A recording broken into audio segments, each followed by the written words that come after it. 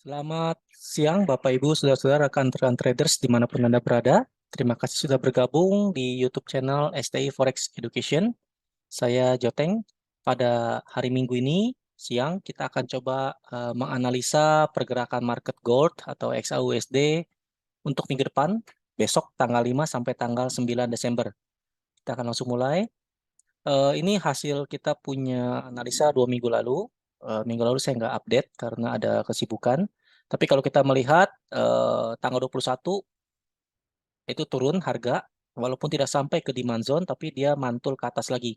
Ya, jadi masuk di dalam supply zone ya. Jadi ini tanggal 21 sampai 25 sudah selesai. Sekarang kita hapus.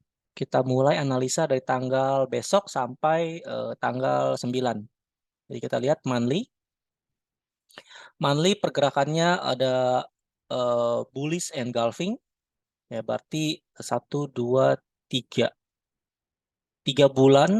dari bulan Oktober, September, dan Agustus itu dimakan oleh 1 bulan di bulan November. Ya, jadi kalau kita melihat memang pergerakan gold ini sangat luar biasa.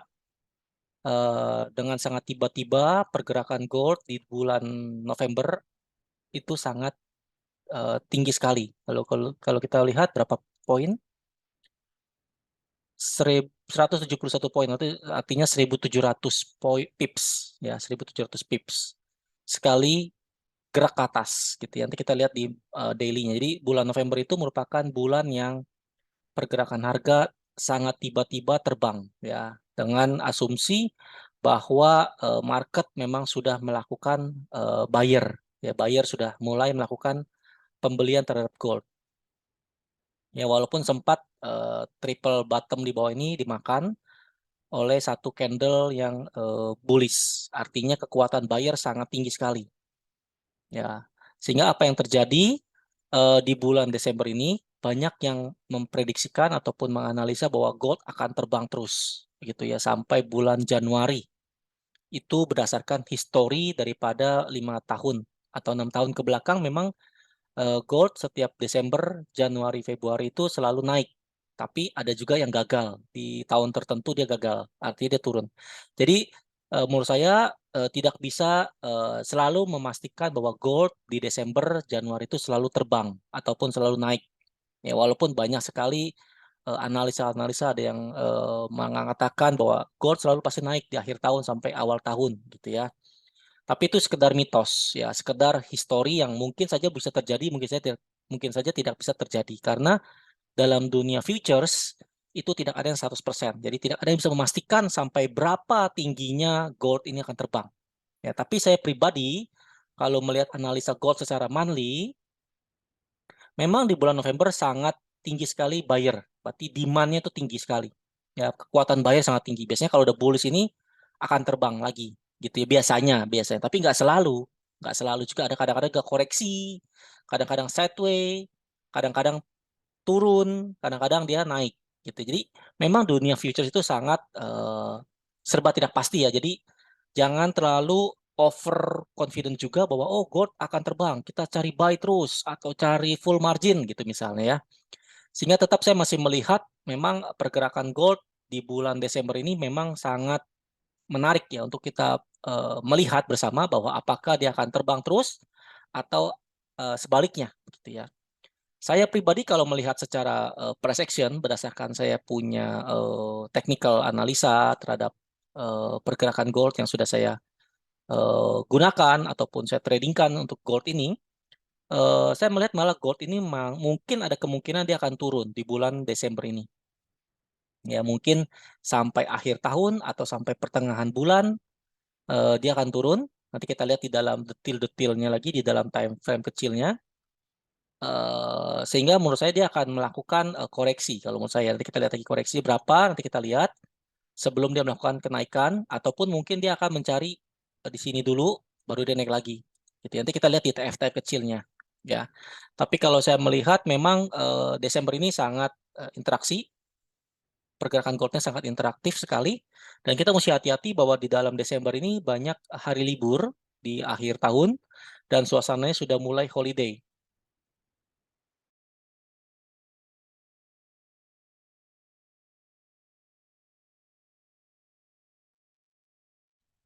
Sehingga pergerakannya mungkin tidak bisa diharapkan sangat tinggi ataupun bergerak sangat tinggi ya.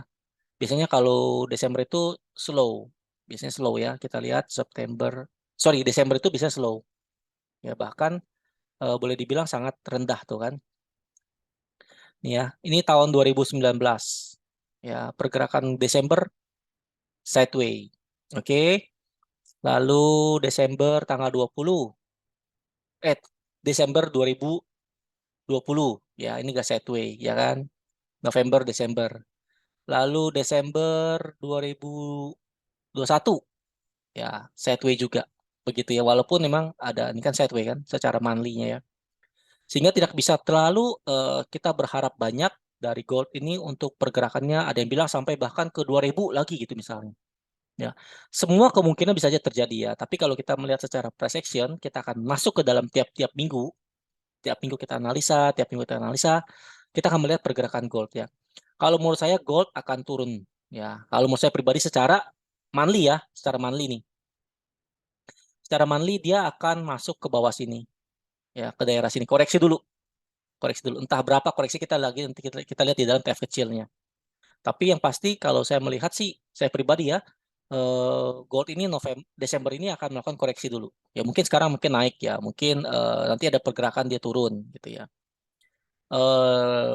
Seperti kita lihat juga memang di sini ada supply, kita lihat nanti weekly, ada supply zone maupun di monthly ada supply zone juga yang dia melakukan koreksi dulu turun. Ya kalau kita lihat di sini ada koreksi, di sini ada supply zone. Ya, di sini ada supply zone. Ya, di sini ada supply zone.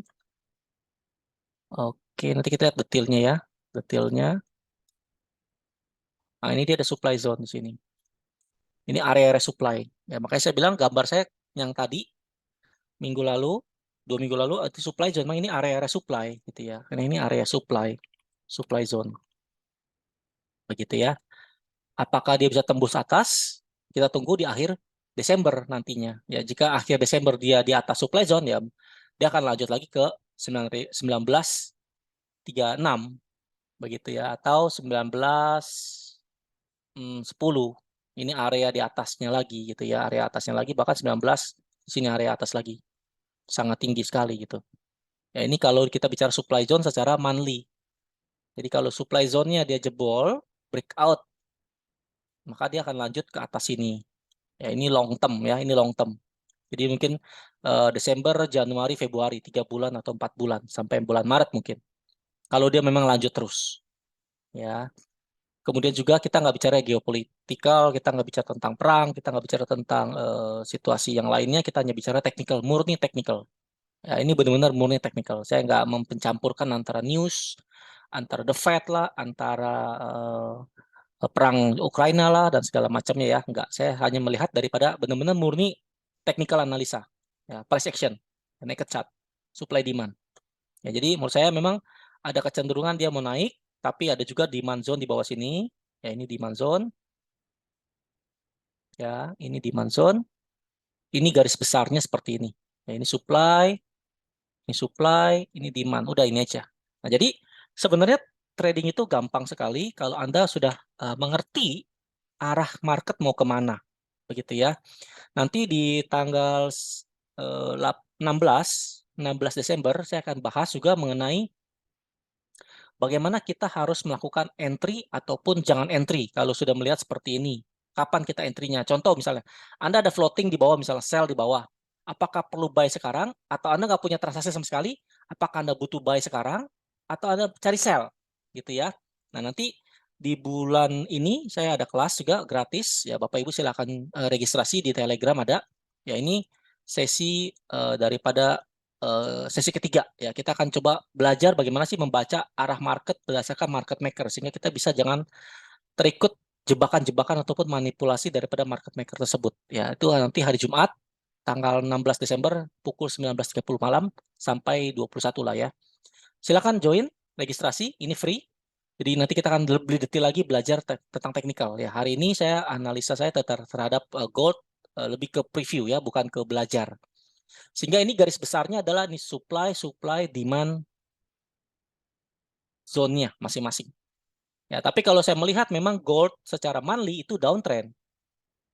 Ya, secara monthly, secara di sininya ya, secara apanya, secara ininya kalau kita perhatikan ini, ya dia sekarang koreksi. Mungkin dia begini. Ini saya punya analisa teknikal ya. Walaupun dia bilang Pak Jo ini bakal ke 2100 gitu misalnya. Ya, tapi itu analisa orang, kita nggak bisa menebak masa depan. Ya, kita hanya bisa melihat pola begitu ya. Karena saya melihat di sini tetap masih ada double top di atas. Di sini ada neckline, walaupun neckline sudah jebol, mungkin dia akan koreksi. Nah, makanya kita lihat apakah supply zone-nya begini, apakah dia begini, begitu ya. Apakah dia lanjut terbang terus, mungkinnya terjadi. Jadi banyak sekali yang terjadi secara futures ya. Tapi kalau kita perhatikan memang dia sudah jebol support di sini. Dia sudah jebol support. Artinya secara monthly dia sudah jebol support. Ya, sekarang dia mungkin mencari koreksi begini. Tapi ini secara monthly ini bisa bulanan atau bahkan bisa tahunan. Ini biasanya untuk investor ya, untuk trading long term. Ya, oke. Sekarang kita lanjut ke dalam weekly ya. Nah, jadi kalau saya sudah melihat secara weekly-nya, tetap ya masih analisa saya kita mencari supply zone atau kita mencari sell. Ya, kenapa saya mesti cari sell? Tetap karena ini masih masuk ke dalam area supply zone. Ya, entah mau terjunnya berapa, nanti kita lihat detailnya di dalam TF kecilnya, gitu ya. Nah, kalau kita lihat memang sini sudah ada rally base rally, ya, rally base rally. Ya, dia hati-hati juga rally base rally. Apakah dia sampai di sini? Apakah dia baru terjun dulu, gitu ya? Nah, itulah kita mesti hati-hati dalam melakukan entry. Tapi secara analisa dia masih dalam supply zone. Supply zone di sini, ada supply zone di sini. Begitu ya. Jadi sangat tinggi sekali supply zone-nya, banyak sekali supply zone. Jadi kalau menurut saya selama dia masih dalam area supply, kita boleh mencari sell. Kalau sudah di tengah-tengah sini, ya kita tunggu. Kita boleh mencari buy. Artinya dia begini. Begitu ya. Atau di atas kita cari supply lagi, kita cari sell. Ya, seperti begitu. Ya, kalau sudah di bawah kita carinya demand, kalau sudah di demand kita cari buy. Gitu ya. Tapi nanti detailnya di dalam kelas hari Jumat tanggal 16. Ya, kalau kita lihat memang pergerakan gold di hari Minggu ini untuk mingguan ya seperti ini. Jadi untuk minggu depan, candle apa yang akan terjadi ya selama seminggu depan? Apakah candle doji? Apakah candle bullish lagi? Apakah candle bearish? Sangat menarik ya. Tapi jika ya, maka ini tolong dicatat ya, tolong catat. Saya agak mencatat juga di rekaman ini. Jika gold nanti di hari Jumat depan tanggal 9 dia melakukan bearish engulfing begini ya. Ini warna merah. Merahnya kita tebelin ya. Misalnya merah. Dia melakukan bearish engulfing, maka ada kemungkinan gold itu akan koreksi turun ke area demand mungkin. Ya, jika ini yang pertama. Oke. Ya, jadi kita tunggu sampai akhir minggu depan. Jadi untuk weekly, jika jika closing tanggal 9 Desember atau tanggal 10 ya hari Jumat, hari Sabtunya ya tanggal 10 Desember, weekly CS candlestick itu bearish engulfing, maka minggu depannya lagi, minggu depan berarti tanggal 12 ya. Maka 12 sampai 16 lanjut turun. Ini skenario pertama. Gitu ya. Skenario pertama adalah jika closing tanggal 10 Desember, hari Sabtu depan, ya dia bearish engulfing, makan ini semua. Karena seperti ini nih. Ya, seperti ini bearish engulfing, ini bearish engulfing. Ini kalau kita zoom ya. Ini kita zoom, ini kita buang dulu. Oke. Nah, ini kalau kita perhatikan, ini nih. Mana ya? Ini. Sorry. Bearish engulfing. Nah, ini bearish engulfing. Satu. Kedua, ada bearish engulfing lagi. Sini ada lagi bearish engulfing. Jadi kekuatan sellernya banyak. Kuat. Ya, ini ke bearish engulfing. Itu aja. Tanda-tandanya dia akan lanjut turun. Jika dia bearish engulfing.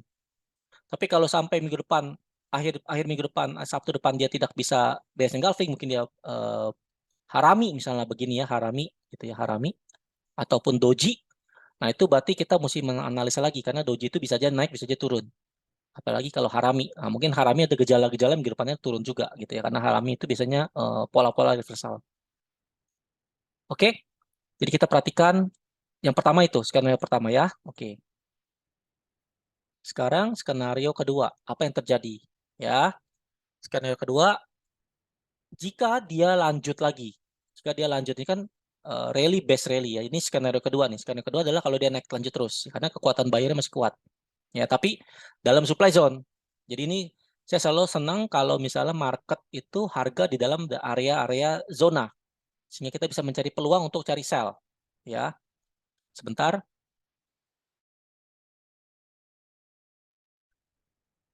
Ya, ini saya punya hasil analisa hasil trading saya di tanggal 1 dan 2 kemarin. Saya selalu mencari sell. Ya, jadi kenapa saya selalu mencari kekuatan atau mencari kesempatan untuk cari sell? Karena di dalam supply zone dan hasilnya lumayan. Ya, walaupun nggak besar-besar amat, tapi lumayan lah, cukup lah ya untuk sekali entry, bagus. Karena nggak tiap hari trading. Nunggu momentum, baru entry. Nah, jadi kesempatan saya waktu itu mencari sell di atas. Waktu hari NFP ya, NFP dia naik tuh, saya cari sell di atas. NFP akhirnya terjun dia. Nah, sebelumnya kan dia naik dulu dia. Sebelumnya harga naik, terus pas NFP dia terjun harganya. Nanti kita lihat lagi, terus naik lagi gitu ya. Nanti kita lihat, sangat menarik kalau gold itu. Jadi kesempatan di dalam supply zone ini, saya selalu mencari sell. Ya, SL-nya di atasnya lah mungkin ya. Atau SL-nya sedikit-sedikit di atasnya ini. Kita perhatikan lagi di dalam TF kecil. Tiap kali kesempatan ada supply di dalam supply, kita cari sell. Lalu daily, bagaimana daily-nya? Nah, daily sangat menarik ya. Daily sangat menarik. Daily sangat menarik. Kalau kita perhatikan, ini dia sudah kena area resistance. Ya, ini resistance kan, tapi belum bisa jebol. Ya, belum bisa breakout. Apakah Senin, Selasa depan dia jebol? Nah, kalau dia jebol breakout, ini kan asisten nih, resistennya di sini ya. Ini resistance. Ini kan resistance. Kita tulis resistance. Resistance D1. Ya, D1 resistance. Oke. Dia nggak bisa jebol. 2 hari nggak bisa jebol. Apakah hari ketiga nanti Senin jebol lagi? Nah, kalau dia sampai breakout di sini, closing di atas ini, nah ada kemungkinan dia akan lanjut di daerah naik lagi dalam area supply zone lagi daerah sini. Begitu ya. Jadi ada beberapa kemungkinan kalau dia jebol, dia begini, nah naik di sini. Bermain di daerah sini, turun lagi gitu loh. Ya kan? Jadi sangat menarik untuk kita mencari supply dalam supply. TF-nya TF kecil, misalnya di TFH1 atau M15 gitu. Kalau misalnya mau cari sniper. Oke. Tradingnya bisa entry swing trading ataupun semi swing ataupun intraday. Semua tergantung daripada kita punya mental psikologi. Contoh kita udah dapat sell di sini, kita cari sell, tahan aja, mungkin dia akan turun sampai berapa, nanti kita perhatikan lagi demand zone-nya. Ya. Oke. Nah, seperti inilah gambaran tentang D1. Nah, ini saya ada gambar demand zone secara detail di sini. Nah, saya tunjukin di sini. Ya, ini dia. Ini saya tadi udah mencari beberapa supply-supply. Ini yang kalau warna merah ini supply, kalau warna biru itu demand ya. Saya kasih keterangan situ. Jadi demand zone, sorry, untuk supply zone di gold itu 1801 sampai 1815. Ini supply yang pertama. Kalau dia bisa jebol supply ini, maka dia akan ada kelanjutan menuju supply di atasnya 1870 sampai 1885. Begitu ya. Di dalam bulan ini. Jadi kita perhatikan di dalam baik minggu depan ataupun 2 minggu, karena nggak selalu market langsung terbang. Kadang-kadang market sideways, 2 minggu sideways. Begitu ya. Nanti kita di dalam kelas masterclass di sesi ketiga di tanggal 16 Desember, saya akan coba jelasin kenapa market itu membuat sideways. Begitu ya. Kenapa dia mesti sideways dulu? Kenapa dia nggak langsung terbang aja, terjun aja gitu. Oke? Nanti kita akan pelajari bersama-sama di dalam kelas itu. Nah, jadi ini adalah supply yang pertama, ada supply kedua. Ya, cukup jelas. Tapi kalau menurut saya, nanti kita lihat lagi, harusnya kalau menurut saya pribadi ya, ini dia akan koreksi dulu turun ke bawah, entah ke sini, atau ke sini, atau ke sini. Ya, ini yang pasti demand-nya target dia di sini. Ya, baru dia naik lagi mungkin, kita nggak tahu, kita nanti analisa lagi. Karena ini daily ya. Daily itu lama, jadi mungkin cuma ada 5 candle. Jadi 1, 2, 3, 4, 5. Sampai tanggal ini doang nih. Sampai di sini aja nih sebenarnya candlenya. Ya, candlenya nggak panjang sih. Ya, candlenya cuma sampai sini, mana ya. Tanggal 9 Desember nih, di 9 Desember. 9 Desember. Ini dia. Sampai di sini aja dia. Karena kan dia ini daily ya. Daily cuma sampai 5 candle berikutnya aja. Tanggal 5, tanggal 6, tanggal 7, tanggal 8, tanggal 9, tanggal ya mentok tanggal 9. Ya, jadi apakah dia langsung terjun ke bawah sini? Who knows? Mungkin aja cuma setengah. Mari kita analisa lagi di dalam TF-TF kecilnya. Nah, apa yang terjadi kalau dia di bawah? Kita lihat lagi scroll ke H4. Ya, ini dia pola-polanya. Ya, kalau kita lihat pola-polanya. Oke, gini mungkin lanjut lagi ya. Atau dia begini. Nah, begini. Ya, jadi banyak sekali target-target dia yang seperti yang saya udah gambarkan. Target dia di dalam 17.25 sampai 17.42 lah ya. Jadi ada kemungkinan gold akan melakukan koreksi juga sebelum dia melanjutkan kenaikan ke sini dulu. Ya, ini target dia. Ya, ini idealnya di sini. Tapi nggak selalu ya. Jadi makanya saya bilang ini kan nggak pasti nih. Ini akan bisa confirm nanti di dalam saya akan coba nanti berikan beberapa clue bagaimana dia untuk apakah dia jebol ataupun dia lanjut ya nanti dalam Telegram ya, dalam ST Education. Kenapa di sini? Di sini ada support juga. Kalau kita perhatikan sini ada support ya. Ya, jadi ada demand dan support di dalamnya. Kita perhatikan demand dan support itu berbeda ya. Jangan sampai keliru. Ada yang bilang SNR adalah SND, itu salah. Nggak semua SNR adalah SND dan nggak semua SND adalah SNR ya.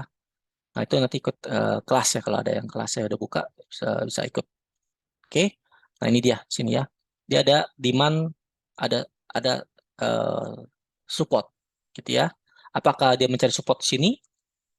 Mungkin aja, ya mungkin aja. Market itu nggak ada yang bisa menebak 100%.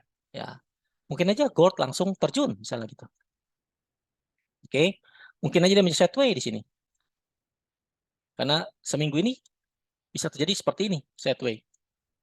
Ya, jadi nggak bisa dipastikan, oh kalau ini dia akan terbang, ini akan terjun. Nggak bisa. Jadi kita hanya bisa melihat pola probabilitas. Karena sekali lagi, futures itu tidak bisa ada yang bisa menjamin 100% kemana harga akan terbang ataupun turun ataupun sampai berapa. Oh ini udah di pucuk Pak Jo, nggak ada yang bisa tebak pucuk, nggak ada yang bisa tebak lembah. Ya, kita hanya bisa melihat pola-pola dan ada uh, beberapa kriteria lainnya. Oke, tapi yang kita sudah bisa melihat untuk minggu depan di H4 ini ada pola kemungkinan dia akan melakukan koreksi, koreksi turun dulu ya. Itu saya pribadi melihat koreksi ini. Ini akan gagal jika dia jebol atas. Jika dia jebol 18.15. Jadi misalnya contoh, harga terbang nih Senin Selasa terbang. Nah ini udah nggak berlaku. Sementara udah nggak mungkin dia turun lagi. Dia mungkin akan melanjutkan penerbangan ke atas, kenaikan ke atas ya. Tapi sekali lagi, ini hanya sampai hari eh, ya ini hari Jumat ya, sampai tanggal 10 Desember lah, kita bilang sampai 10 Desember ya. Nah ini dia nih. Oke, ini saya kasih warna merah. Ya, oke. Sekali lagi disclaimer on. Do your own research. Tidak ada yang pasti dalam dunia trading. Ini hanya sekedar analisa.